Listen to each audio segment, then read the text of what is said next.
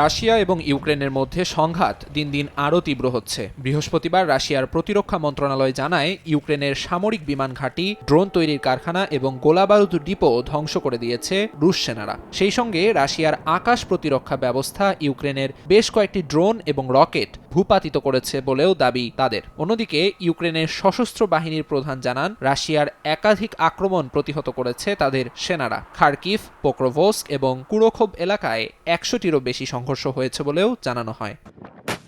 নবনির্বাচিত মার্কিন president Donald ট্রাম্পের ক্ষমতা গ্রহণের আগ মুহূর্তে তুমুল এই সংঘাতকে গুরুত্বের সঙ্গে বিবেচনা করছেন বিশ্লেষকরা। তারা বলছেন, শান্তি আলোচনার আগেই যত বেশি সম্ভব এলাকা দখল করতে মরিয়া দুই পক্ষ।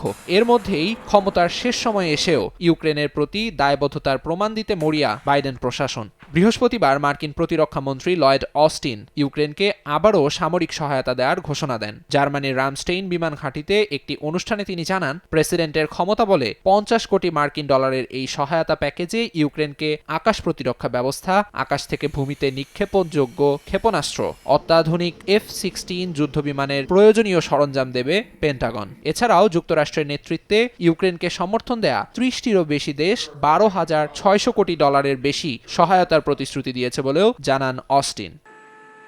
হোয়াইট হাউস সূত্রের বরাত দিয়ে গণমাধ্যম CNN এক প্রতিবেদনে জানায়, চলতি সপ্তাহের শেষে রাশিয়ার ওপর আরও নিষেধাজ্ঞা আরোপের পরিকল্পনা করছে বাইডেন প্রশাসন। রাশিয়ার অর্থনীতিকে দুর্বল করতে এ পর্যন্ত যুক্তরাষ্ট্রের নেয়া প্রতিটি পদক্ষেপ উল্লেখযোগ্য সাফল্য অর্জন করেছে বলে দাবি মার্কিন প্রশাসনের। এছাড়া বাইডেন ও জেলেন্সকির মধ্যকার বৈঠকটি ক্যালিফোর্নিয়ার ভয়াবহ দাবানলের কারণে বাতিল করা হলেও প্রশাসন বলছে, বাইডেন তার মেয়াদকালের শেষ পর্যন্ত ইউক্রেনের প্রতি যুক্তরাষ্ট্রের সমর্থন নিশ্চিত করতে দৃঢ় প্রতিজ্ঞ।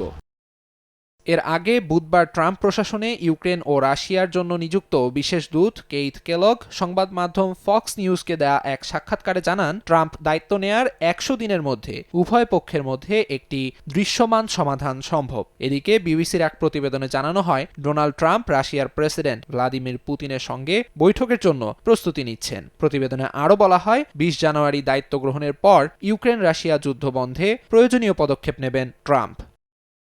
আমিরুল ইসলাম আলিফ, সময় সংবাদ।